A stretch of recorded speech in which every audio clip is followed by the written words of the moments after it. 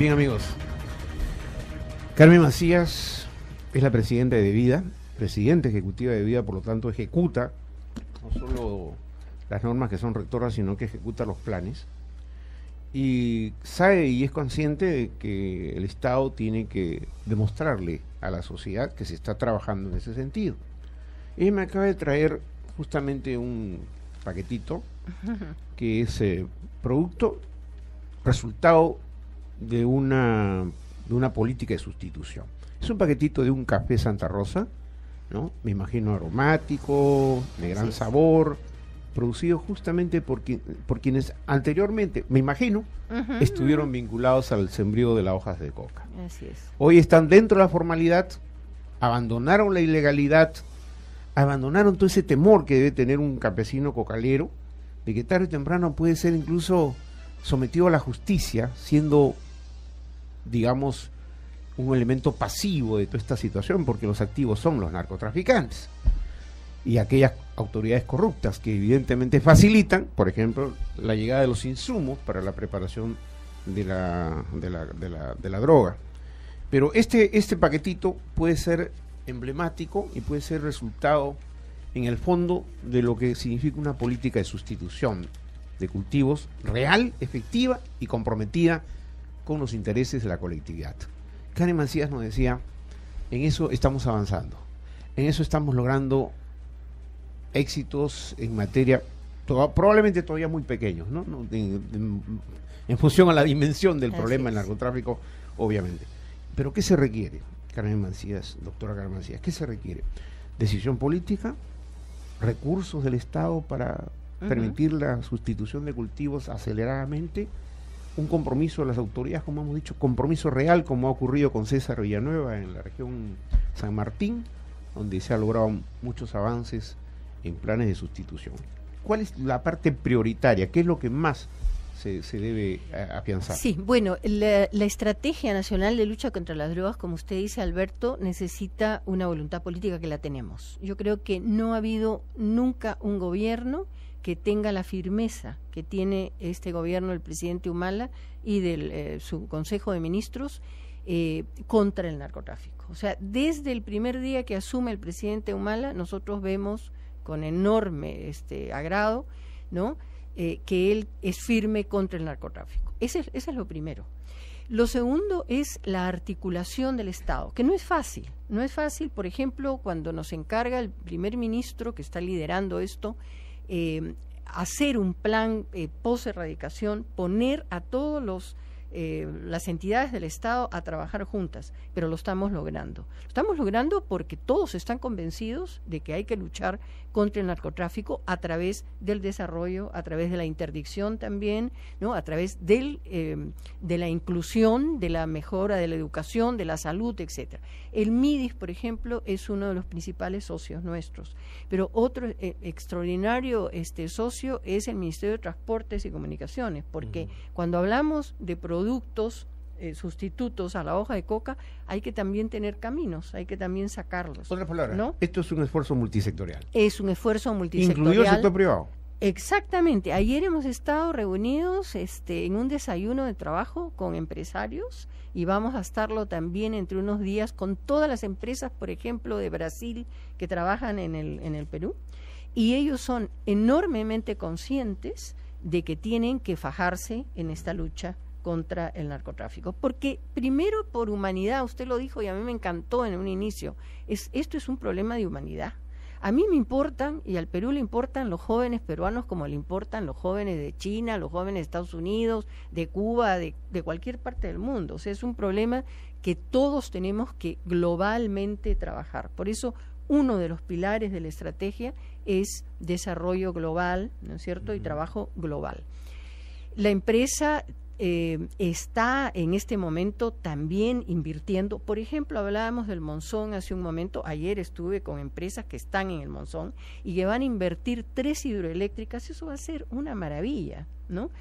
Y lo que estamos haciendo es identificar jóvenes desde el Monzón que respondan a los perfiles que necesitan las hidroeléctricas, para que estas hidroeléctricas puedan captar puedan dar empleo a estos jóvenes. Yo creo que mucho del sicariato, que usted también lo ha mencionado, en los jóvenes es falta de oportunidades, falta de empleo, etcétera. Y este gobierno está poniendo enorme énfasis en la juventud.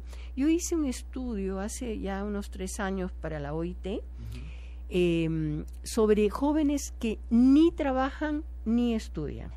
Es el perfil de mayor riesgo. Joven urbano, no rural, joven urbano entre los 19 y los 24 años que ni trabaja ni estudia. Y ojo que muchos de esos jóvenes urbanos también forman parte de esa migración. Obviamente. Es decir, si en el campo no hay oportunidad, obviamente, que no encuentran en el horizonte que ellos a veces piensan, ¿no? Me voy a la ciudad, así a la capital, porque en la capital hay oportunidades, y tampoco la encuentran, entonces el camino más fácil es Ahora, el yo quisiera delito. también decir que no es solo una cuestión económica.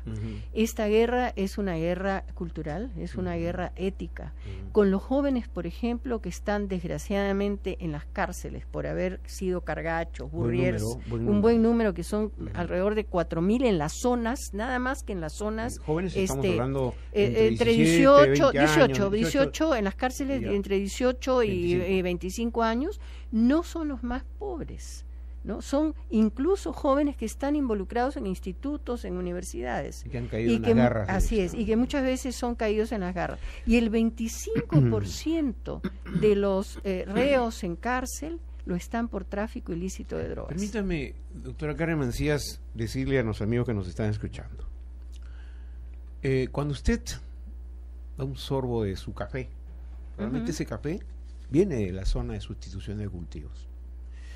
Y usted no puede decir, bueno, y pasar con cierto carga de indiferencia lo que viene ocurriendo. El momento que usted tiene en sus manos un chocolate, por ejemplo, los extranjeros saborean en el mundo muchos chocolates con cacao peruano. Y uno se debe sentir orgulloso. Y orgulloso porque hay avances importantes en lo que ya es un mal endémico en la sociedad. Y en la sociedad peruana tenemos el tema del narcotráfico, del consumo de drogas hace bastante tiempo. Mientras no asumamos nosotros los ciudadanos con mayor responsabilidad esta problemática, no vamos a contribuir a que se aceleren los cambios en esas zonas del país. Los cambios se tienen que dar ya, urgentemente. Y por eso cuando usted toma un cafecito, hágase usted la idea ya, que ese café viene de las zonas de sustitución de cultivo, donde el esfuerzo de vida, de otras instituciones, de los propios ciudadanos campesinos, que han abandonado con decisión familias enteras, hombre, mujer, hijos, y han decidido no más narcotráfico, no más estar al margen de la ley, no más informalidad. No podemos vivir a salto de mata en un país como el nuestro, que está en progreso hacia una economía, digamos, exitosa, consolidada. Tenemos que hacer un esfuerzo. Por eso yo digo, este es un ejemplo de que hay campesinos agricultores decididos a sembrar café, cosechar café, comercializarlo en el mundo, porque muchos de estos productos, como el café peruano, ya incluso están ganando premios internacionales. Así es, el tunqui, por ejemplo, ¿no? ¿No es cierto? Que allá hasta los colombianos lo saborean con agrado y dicen, caramba, quisiéramos tener un café de esta naturaleza. Pero en fin, toda esta política, doctora Karen Mancías, debe fijar también un cronograma y ver en qué plazos concretamente podemos sentirnos aliviados, o por lo menos decir, miren, en los próximos de acá, el 2016, ya no van a ser 65, van a ser al menos 50.000 las que van a quedar todavía, porque esta política de erradicación demora pues mucho tiempo. Entonces, ¿cómo hacer? Usted está mencionando, Alberto, algo que es muy importante, que es ponernos indicadores y ponernos metas. Y la Estrategia Nacional de Lucha contra las Drogas, que va del 2012 al 2016, tiene indicadores y tiene metas. Eso quiere decir que nosotros podemos evaluar y podemos decir, estamos yendo bien, o tenemos también que modificar ciertas acciones, ¿no? Entonces, cuando hablamos de que hasta ahora ha estado creciendo en 5% los cultivos de coca, y que con las 14.400 del año pasado erradicadas, y las que se van a erradicar este año, que van a ser no menos de 22.000, se va a revertir esta situación y va a empezar a disminuir. Eso 22.000, entonces, gran parte está en Monzón. Está en el Braem, sobre todo. En el Braem es... Bueno, Monzón pertenece a la región San Martín, ¿no es cierto? Monzón pertenece a Huánuco, en Huánuco, ¿no? Pero las 22.000 van a permitir que esa tendencia al crecimiento, que ahora es del 5%, se estabilice. Nosotros pensamos que al 2016 podríamos tener 30.000, 35.000 hectáreas. No es tan 2 más 2 que, por ejemplo, uno erradica 22.000, ¿no es cierto? Y eso queda así. No, hay resiembra, hay migración, hay que pensar sobre todo también en hacer desarrollo alternativo en zonas donde no se ha hecho hasta ahora. Y uno de los también de los pilares que hay que reforzar muchísimo es los pilares de la interdicción. Los pilares de la interdicción, no solamente la erradicación y el desarrollo alternativo. Pichispalcazú, por ejemplo, es una de las zonas más álgidas en este momento, ¿no? Y eso implica que la policía esté felizmente comprando equipos, que Defensa también esté comprando equipos, que se esté desarrollando prototipos de radares peruanos en este momento con la Fuerza Aérea. O sea, no es un solo componente, son multisectorial, ¿no es cierto? Así es. Compromiso total de la sociedad peruana y el Estado. Vamos a continuar hasta el final con Carmen Mancías. Llega a nuestros estudios Jaime Antezana, que es especialista en temas vinculados a narcotráfico y a la violencia, a propósito de lo que ocurrió ayer en esta zona de la convención de Cusco, con la muerte de este sargento.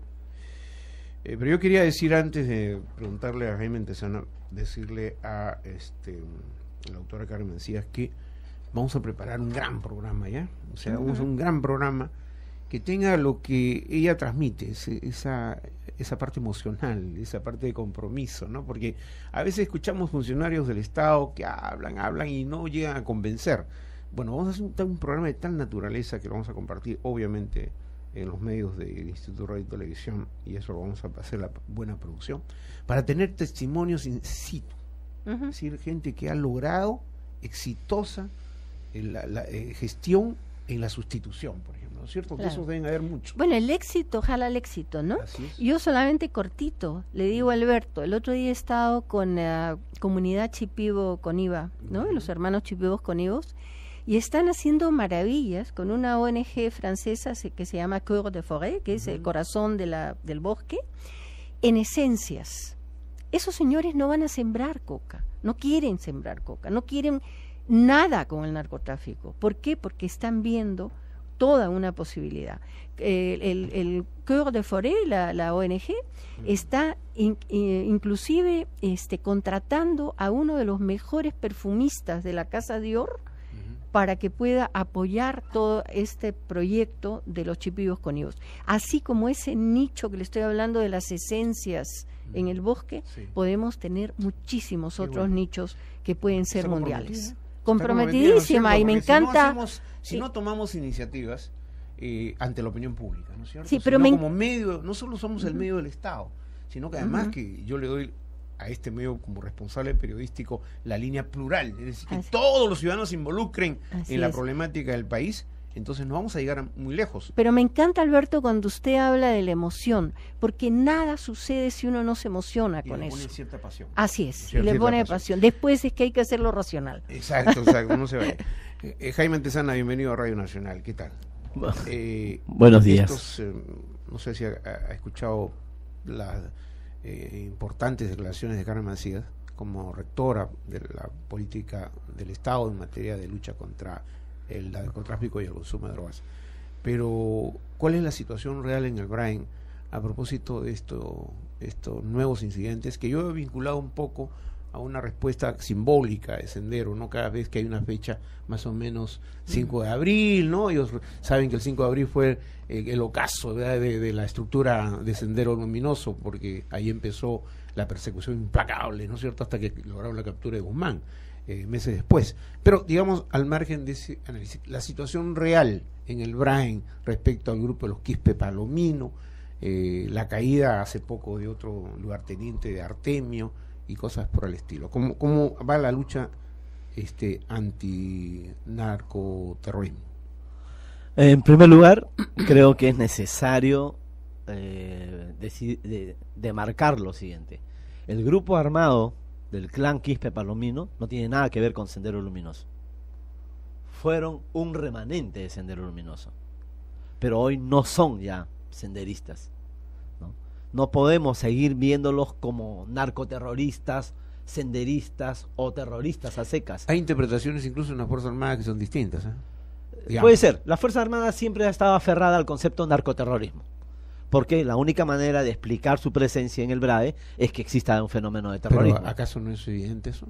¿Que hay una alianza? No, mire, lo que ha pasado con... Los testimonios en el juicio de Artemio, de gente que ha declarado que efectivamente... No estamos hablando de la organización de Artemio, esa es otra cosa. No, pero que obviamente, ¿por qué anidan? ¿Por qué se van directamente a lugares donde está justamente el narcotráfico? Podrían irse, no sé, a una montaña mucho más lejana, pero ahí es donde justamente está el financiamiento de sus acciones. Bueno, ciertamente eso tiene que ver con un elemento histórico, ¿no? De la alianza que hubo en los 80 y 90 entre Sendero Luminoso y el narcotráfico, que tuvo como epicentro básicamente al Alto Guayaga.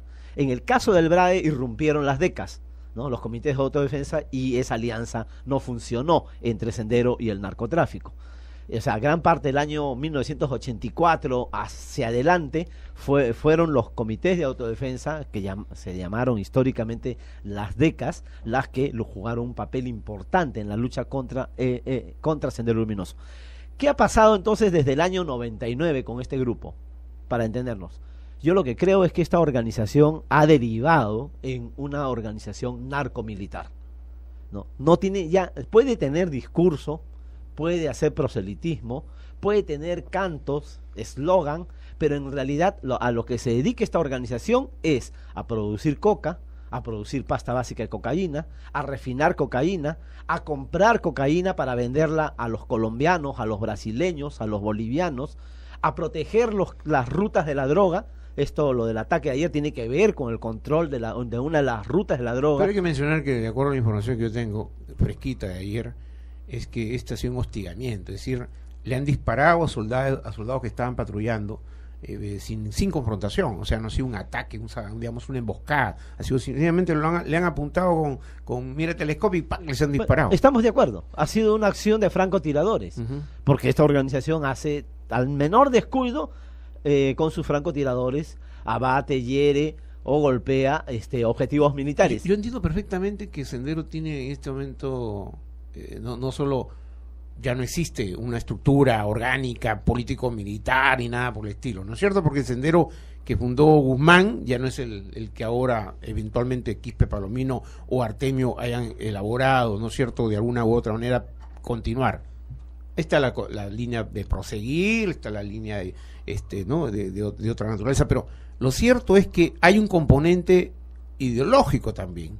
Sí, pero si son ampones ya, no son ampones, son sicarios, ¿no? Que van a buscar la prebenda, secuestran trabajadores para que les den plata y hacen cosas. Eso estamos de acuerdo, pero hay todavía pues un componente.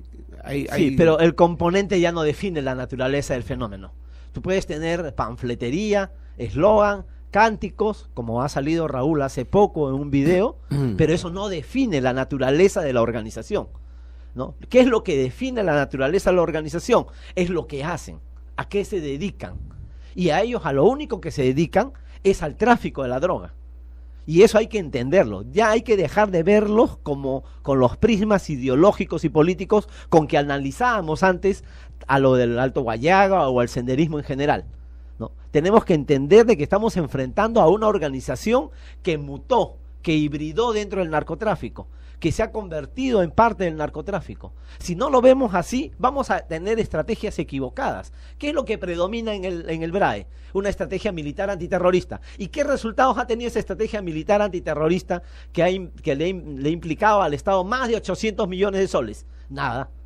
No, la muerte de William. O sea que la política se tiene que definir básicamente una estrategia contra el narcotráfico. Pero por supuesto, el enemigo en el Perú y en el BRAE es el narcotráfico. Pero una lucha contra el narcotráfico entonces no debe comprometer a la Fuerza Armada. No, sí, por supuesto. Lo que hay que evitar es las 40 bases, los 8.000. El delito del narcotráfico tiene que ver con el orden interno, de acuerdo. tiene que ver con la No, prevención, tiene que ver con autoridad, Ministerio Interior, así es. no Fuerza Armada ni Defensa. En eso estamos claros. Tiene que haber un componente, una interacción o una intervención multisectorial del Estado. En insumos químicos, en lavado de activos, en lucha en el mismo control de la droga, etcétera. Pero el asunto está en que tienes una organización armada que es capaz, desde el año 2005, de emboscar policías y militares y darnos más o menos un grosor de las bajas. No tenemos mucho tiempo porque ya va a terminar el programa.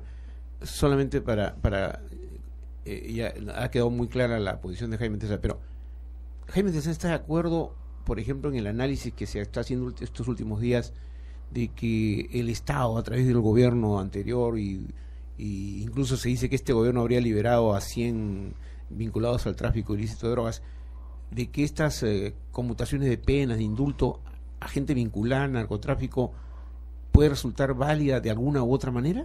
Mire, legalmente no tiene ninguna forma de demostrarse que ha sido una acción ilegal de parte del expresidente de la República. El narcotráfico es uno de los males más graves que tiene el país. Problema es moral. ¿Cómo se va a liberar a los narcotraficantes? El problema es moral. El problema es que esas conmutaciones o reducciones de penas y algunos indultos sabotearon la lucha aparte de la antidrogas. Importancia de luchar contra el narcotráfico, que tiene que ser una voluntad decidida y que tiene que ver mucho con la ética del funcionario, la moral pública. A eso me estoy refiriendo. Correcto, está bien. Claro. Pero, oiga, entonces las leyes, ¿para qué sirven?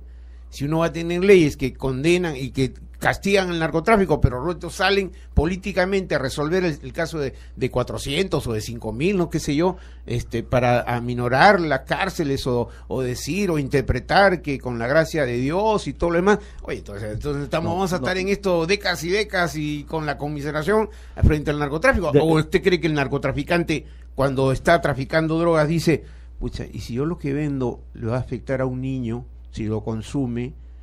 O sea, ¿usted cree que el narcotraficante es reflexivo? No, de ninguna manera. Él está viendo intereses oscuros. Entonces, por eso digo, ¿cómo el Estado puede convalidar ese tipo de situaciones? Es lo que yo me pregunto como ciudadano. Ese es lo primero que yo salí a decir en este país.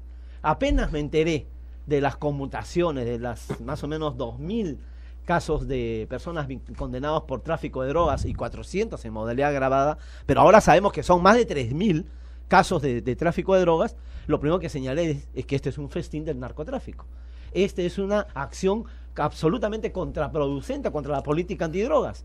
Esta es una acción que beneficia hoy al enemigo principal de la seguridad del Perú. Genera contradicciones, obviamente, ¿no? Contradicciones porque finalmente estamos, como Carmen decía, dejando gran parte de su vida en la lucha para poder conseguir avances importantes, para que la sociedad no esté malbarateada y sea envenenada permanentemente acá y en cualquier otra parte del mundo, y resulta que el propio Estado, por iniciativas de gobiernos de turno, empiezan a ser indulgentes con quienes están cometiendo gravísimos delitos, yo diría hasta de lesa humanidad, porque por momentos se exterminan a las personas con el veneno de la droga. Eso para mí resulta absolutamente claro, que allá hay una vinculación, ¿no es cierto?, de los terroristas, que antiguos o no, nuevos, qué sé yo, con una nueva concepción, pero lo cierto es que esa realidad está ahí, y esa realidad hay que combatirla con firmeza, porque de lo contrario, ¿qué seguridad tienen mis nietos, por ejemplo, para el futuro?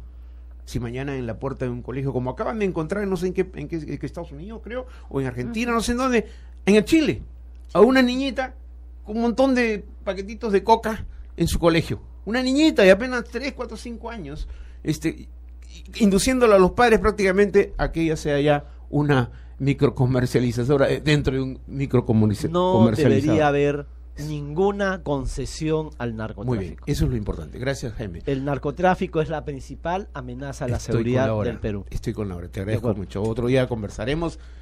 Doctora Carmen Macías, ha sido realmente como siempre un gusto. Millón de gracias, millón de gracias. Este momento de diálogo abierto.